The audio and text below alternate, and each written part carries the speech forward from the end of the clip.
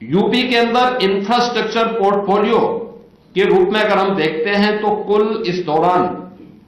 10,48,000 करोड़ रुपए के 330 परियोजनाओं के साथ उत्तर प्रदेश के पास देश का सबसे बड़ा इंफ्रास्ट्रक्चर पोर्टफोलियो है, जिसमें परिवहन है, पावर है, शहरी इंफ्रास्ट्रक्चर का है, स्वास्थ्य का है और औद्योगिक विकास जैसे प्रमुख क्षेत्र इसमें शामिल है। यानी जिनका हम समीक्षा कर रहे हैं, इनमें से जो 10,48,000 करोड़ रुपए के प्रोजेक्ट वर्तमान में इस पूरे उसके तहत हमारे द्वारा समीक्षा इसके माध्यम से की गई है और इसमें 10,48,000 करोड़ का डिलीवरी पर अगर हम देखें तो ग्राउंड रिजल्ट क्या है, 2,37,000 करोड़ रुपए की लागत की 39% पर यानी 128 परियोजनाएं इनमें से पहले ही कमीशन हो चुकी हैं। 8,11,000 करोड़ की 202 परियोजनाएं अपने समयबद्ध तरीके से आगे बढ़ रही हैं। यानी उसमें सरकार की जो मंशा थी उसके अनुरूप उनकी क्वालिटी को भी और उसको टाइम बाउंड भी आगे बढ़ाने की दिशा में जो भी अन्य अड़चनें थी सबको दूर करते हुए हम तेजी के साथ आगे बढ़े हैं। सड़क रेलवे में सर्वाधिक प्रोजेक्ट उत्तर प्रदेश को ट्रांसपोर्ट एंड लॉजिस्टिक हब को भी बनाने में इसने मदद की है, क्योंकि आज के समय में कंपटीशन और इस प्रतिस्पर्धा के इस युग में जो भी राज्य थोड़ी भी लापरवाही करेगा प्रोजेक्ट को लाने में, एनओसी प्रदान करने में, स्वाभाविक रूप से निवेशक दूसरी जगह जाएगा जहां उसको आसानी मिलेगी और इन सभी अड़चनों को एक समय सीमा के अंदर, जिसमें पहले वर्षों लगते थे, उसको समेट के महीनों में करना, महीनों को दिनों में करना और फिर एक समय सीमा के अंदर उस प्रोजेक्ट को जमीनी धरातल पर उतार भी देना, ये उसकी प्रगति का आधार रहा है। यूपी में अगर हम देखेंगे तो 4,19,000 करोड़ रुपए के 65 बड़े प्रोजेक्ट हमारे प्रगति के अंतर्गत आते हैं, जिनमें 26 प्रोजेक्ट यानी 65 में से 26 प्रोजेक्ट कमीशन हो चुके हैं, 39 प्रोजेक्ट निर्माण के अलग अलग चरणों में चल रहे हैं। प्रगति में प्रदेश में इंटर एजेंसी की बाधाएं दूर हुई हैं, यानी अलग अलग विभाग, जो मैंने पहले भी कहा कि राजस्व से जुड़े हुए मामले होते हैं, पॉल्यूशन कंट्रोल बोर्ड से जुड़े हुए मामले होते हैं, वन से जुड़े हुए मामले होते हैं, नगर विकास से जुड़े होते हैं, पंचायती राज से जुड़े होते हैं। प्रगति पोर्टल के माध्यम से समीक्षा जब होती है तो उसके माध्यम से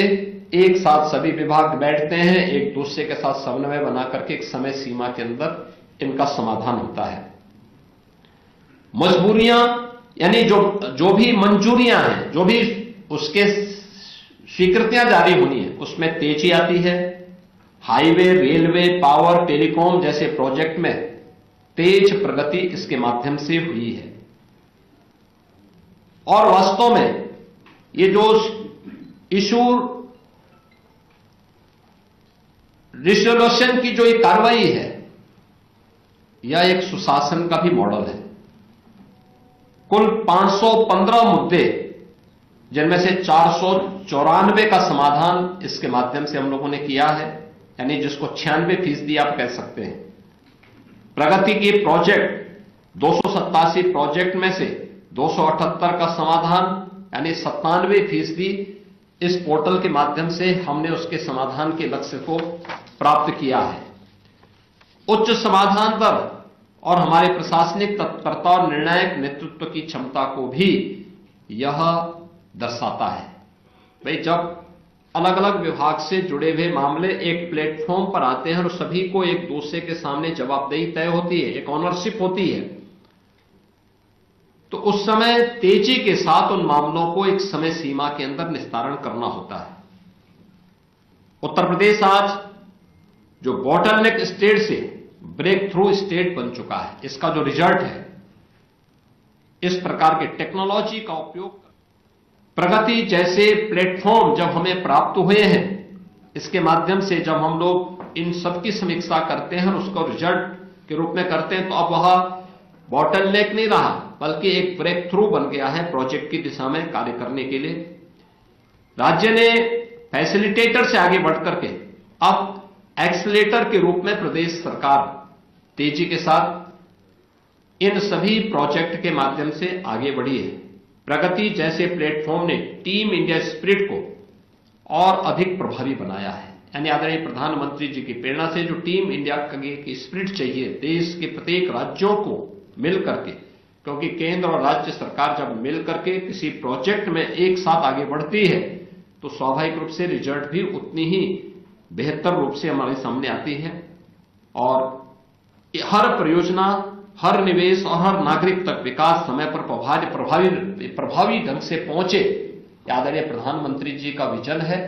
और उस विजन को प्रगति जैसे पोर्टल के माध्यम से प्रभावी ढंग से आगे बढ़ाने में हमें मदद मिली है। और ये नए भारत की नई सोच के साथ समयबद्ध तरीके से समस्या के समाधान, यानी अब समस्या पे चर्चा नहीं बल्कि समाधान पे चर्चा होती है और इसलिए परिणाम भी उसके साथ हमारे सामने जुड़ते हैं। और इसलिए प्रधानमंत्री जी को उनकी इस दूरदर्शी सोच के लिए मैं हृदय से उत्तर प्रदेश वासियों की ओर से आभार व्यक्त करता हूं, क्योंकि प्रोजेक्ट जब समयबद्ध तरीके से होता है तो वह एम्प्लॉयमेंट जनरेट करने के साथ ही विकास की गति को उतनी तीव्रता के साथ आगे बढ़ाने में मदद भी करता है। और प्रगति पोर्टल ने इस दिशा में एक बड़ी, जो 14 के पहले की जकड़न थी कि प्रोजेक्ट स्वीकृत तो होते थे लेकिन कभी पूरे नहीं हो पाते थे, आज हर प्रोजेक्ट के शिलान्यास के साथ उसके कंप्लीशन की डेट भी तय हो जाती है कि कब इसको तय होना है। और उसमें जब हम लोग उसे रिवर्स, उसकी प्रोग्रेस को देखने लगते हैं तो हमें वह समयबद्ध तरीके से आगे बढ़ती हुई दिखाई देती है। और आज यही प्रोग्रेस आज हम सब इसके माध्यम से, प्रगति जैसे प्लेटफॉर्म के माध्यम से हमें देखने को मिल रहा है।